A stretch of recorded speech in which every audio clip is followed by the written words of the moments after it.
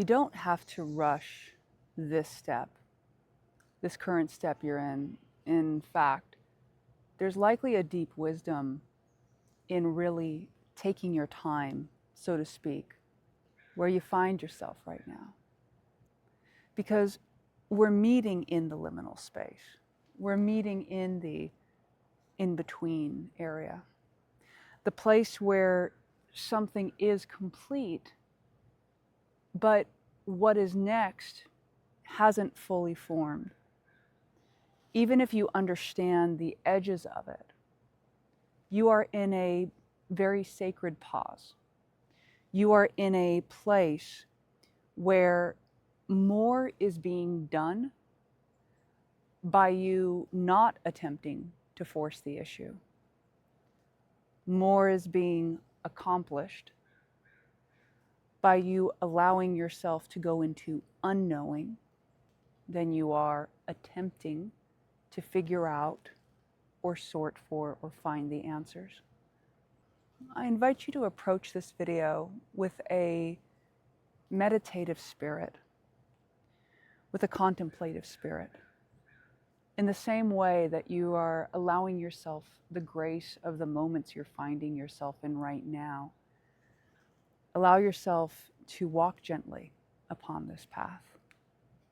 And during this course of our time together, it's my knowing that you will connect to something invaluable for you right now, or rather, you will remember an invaluable connection that already exists within you. Now, I'm Danielle Lynn, fellow traveler and contemplator. And right now, we as individuals and even collectively are going through a sort of shedding process. I talked about this recently in terms of the video release order, and I can link that video in the description. I'm going to share with you a few key perspectives right now that are going to be your great allies. So one of the first things is the gift of being able to drop it, to absolutely drop it, whatever it is. It could be a looping thought you have. It could be an obsessive focus. It could be an emotional state that you find yourself in loops again and again. When we are looping, it is because on some level we believe the looping will help us. We have a pattern or a habit that's formed. It's almost like spinning a plate. It's like carrying something heavy, but not knowing where to set it down. And you find yourself between the rock and the hard place. Because on one hand, there's a part of you that feels unable to set down the thought or emotion. Either consciously or unconsciously, there is a fear connected to it. Like, if I stop thinking this, what will happen? Nothing will get done. What will turn up? So there's a fear usually driving you to continue with the thought. And yet continuing with the thought will sometimes burn out your energy because you're thinking and you're retreading the same ground over and over again. It would be like flipping through a book expecting to find new information when there is no new information present. And this looping on some level comes from both automatic habit, but a certain level of both force and distrust in life and the timing of life. When we are attempting to use our minds and our thoughts to think our way through a moment, there is a part of us that doesn't want to be present with the moment or whatever's within it. We may feel the fear of certain systems in our lives collapsing. We may fear the unknown. We may not even know what it is that we exactly fear or don't feel congruent with. But the one thing that you can know is until you actually choose to set it down and to stop, you won't know.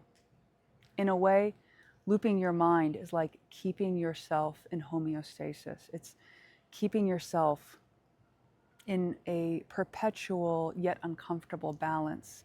And while it may feel uncomfortable, sometimes we imagine we prefer it to engaging the unknown and to feeling what happens once we stop trying to control or manage the situation. So here's one of the steps you can take to actually shift out of a mental loop. For a moment, imagine that you are carrying a tray, like a serving tray. Now, on that tray, place various glasses and bowls, and each glass or bowl has a thought in it. So let's say you have like a very big obsessive thought. Maybe that's a big punch bowl filled with all kinds of very stainy, sloshy liquid. Let's say you have some lingering thoughts. It's like a bowl of porridge, things like that. So just fill your tray up with these imagined items that are all containing containers and, very full to the brim. Now imagine for a moment you're walking and you understand that there will never be a more opportune time to set them down, that you will just keep carrying them until you stop carrying them. And in that moment, I'm going to invite you to imagine you're holding the tray and then drop it. Drop. Imagine it is just crashing down from your hands, going on the floor. Bowls are spilling. It is irretrievable right now. You have completely let it go and dropped it. Now, notice how you feel about that. Is there any resistance to dropping it? As you're sitting there, have you dropped it? Are you still holding on? Is the mind going, oh, but if I drop it, it'll splash everywhere. Let's just hold it a little longer. In this experiment, we are stating that there is no place to set it down. So drop it. Let go. And allow yourself to experience how irretrievable it is to pick it back up again. While you've dropped it, while you've let it go, allow yourself to envision at the same time the thoughts in your mind are being dropped along with it, and they are just crashing onto the floor. How does that feel in this moment? How do you feel right now with both that imagery and following through with the dropping of the item? Any part of yourself that attempts to convince you out of that step is a breadcrumb of how your thoughts may be working, you see. Because when you have in the past thought about setting them down, those parts will reel you back in a little bit. They will attempt to say, oh, but just a little longer. You don't want to ruin everything. Oh, you'd have to clean it up off the ground, right? With your thoughts, it might look something like, okay, but if I might almost have it figured out. If I set it down, then nothing will be happening. I got to keep going. And this is the way that we convince ourselves to not drop it. And once again, it's rooted in not trust with the self. What you do by dropping it in that moment is you're freeing your hands, like literally, freeing your hands, freeing your mind, and you're creating space. You have shifted the loop. I use this dramatic imagery because sometimes it takes a dramatic shift to clear yourself out of a loop that's been running for a while. And there are many different ways to drop the tray. Sometimes it's just making a radical new choice in the moment. Sometimes it's when a thought comes up, you just start thinking about something hilarious and outrageous. Surrealism, surrealistic humor, surrealistic art is a fantastic way to shift mental loops that we get ourselves in. Okay, so now that you've dropped the mental loop, or at least you're contemplating it, then now what? Well, the now what is a reconnection with yourself in the present moment, a reconnection with exactly how you feel when you're not attempting to manage your feelings with your mind, when you're not attempting to manage your thoughts through structures or control, when you're just present within yourself and you're observing yourself. In the beginning, it may feel very intense. Especially if this is one of your first times doing something like that, it may feel intense. And in that scenario, what I have done myself is I move my body. I engage my body. I feel the pulse within me. I start swaying. I feel what it is to exist as myself. In the beginning, it can feel incredibly uncomfortable. It can feel incredibly uncomfortable to be present with yourself without your stories, especially because sometimes when we're engaged with those mental loops, it's because we're attempting to avoid meeting the present moment. And there's usually some kind of story or pain or fear that we're attempting to shield ourselves from. And so when the shields come down, when the tray goes crashing to the floor, what we're left with is simply what is. Now, this is where we have the space to start recalibrating our relationship with ourselves and with our lives and with the present moment. And this is right now where you find yourself, because once again, arriving here is a certain level of maturity. There is a tendency for people to immediately ask, where's the fix? How to get rid of the pain? How to remove all the stuff? But when you arrive at this juncture in the journey, there's a deeper understanding that we're not really approaching our lives anymore about how to run away from things or get rid of things or how to create more things to hide other things. This juncture in your life represents a willingness to truly live. It represents a juncture to go in and in, to go in again and in some more, not to shut yourself out of life, but to connect within, to connect authentically around. There is this sense right now that you are in a stage where creativity could be a great ally to you. You are in a stage where all of this nothingness you are feeling is in a certain way being called for an outlet. But here's the beauty. Your creativity is no longer being hijacked. When you start being with yourself and you're not engaging in the mental loops anymore, you shift from an energy that attempts to hijack you into an energy where you're actually connecting directly to your source self. You're connecting directly to what is authentic. And so then creativity and that authenticity is coming from a real place. It's coming from a place that isn't attempting to fix something within you. It's not attempting to prove something about yourself, to get recognition or anything like this.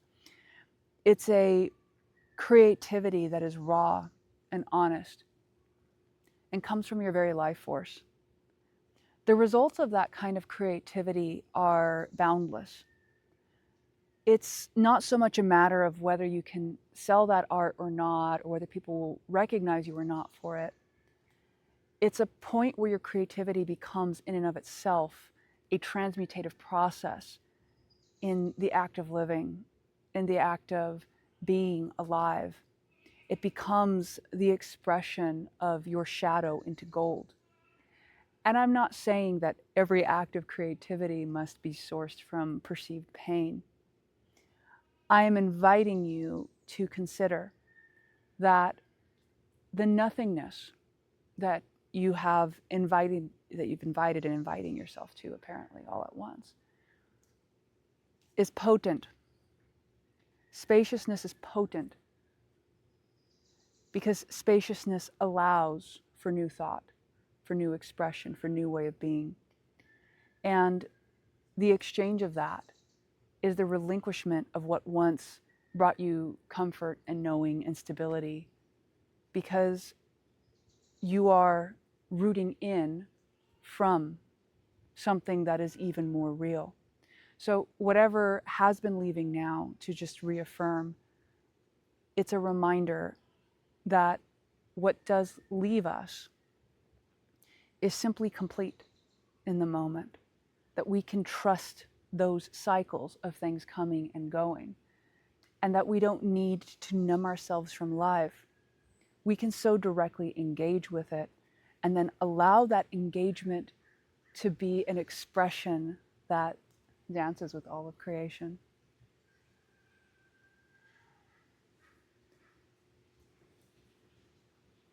It's raining right now while I'm filming this.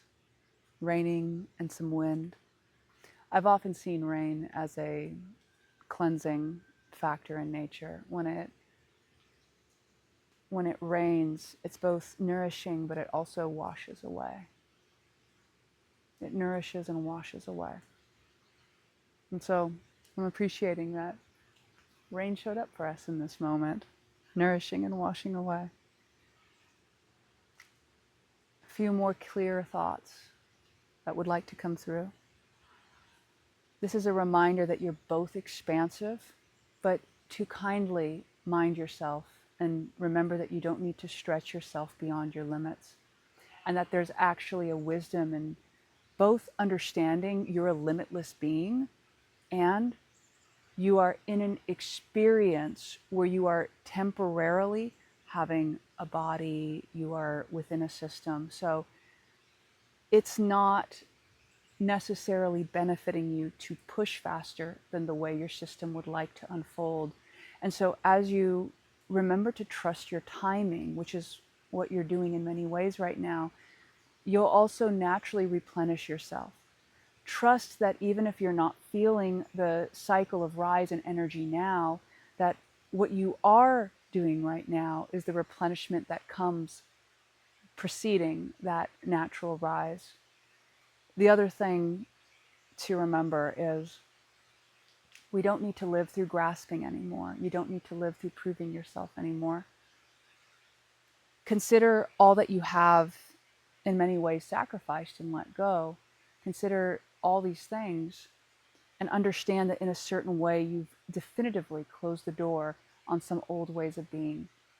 And it's not a failing to feel like you want to go back, or you're feeling sometimes great about what you've done and sometimes challenged.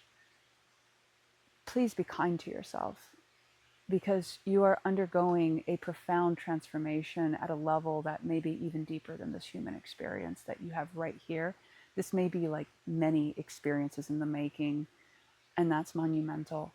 So understand that you have the spaciousness to not be perfect, and that goes for all of us. And when you give yourself that, maybe allow yourself to feel the relief of the truth of that. You don't have to take my word for that. This is just directly what I have witnessed. I have had the good fortune of studying with many wise sages, and not a single one of them was perfect. So if the wise sages aren't perfect, I'm imagining you have your own wisdom sage, and it's okay to not be perfect as well. All right. And so I'm going to offer as a final point for us here, at least final today, this writing that I put in my book a while ago that feels very pertinent to the moment. Only when we embrace the unknown can we truly see. We no longer grasp at meaning. We can allow the darkness to be what it is. We can allow the lightness to be what it is. And in doing so, it reveals its mysteries to us. But we must embrace the unknown and not knowing with full willingness and an open heart. And so, my friend, It's been a joy to meet you in the pause. If you feel inspired to continue to nourish that, you can check the description link. I have the flow book. The flow book has been one of my favorite companions through cycles of creation, cycles of resting, and I imagine it will be a great companion for you as well. And plus, you'll have some ways to stay in touch with me that way as we continue to move through our fascinating cycles. Because this too shall pass.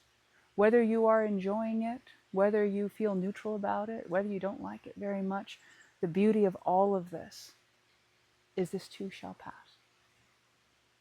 And so, my friend, I am grateful for you and for our time together.